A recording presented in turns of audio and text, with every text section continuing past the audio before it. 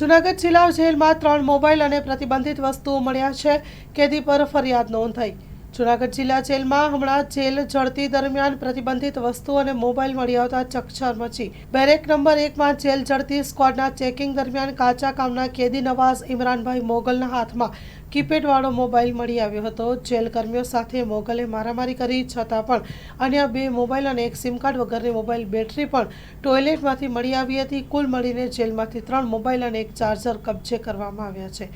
એ division police સ્ટેશનમાં નવાઝ ઇમરાનભાઈ મોગલ સામે ફરજમાં રૂકાવટની ફરિયાદ નોંધાઈ છે અને તપાસ હજી ચાલુ છે.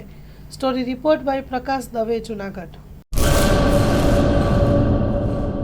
મંગલ medical store.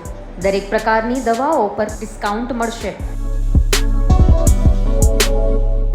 Hospital road, cosmos બેંકની બાજુમાં, ડૉક્ટર દમયંતીબેન ગણાત્રા હોસ્પિટલની સામે, ભુજ. Mobile number 9428234840.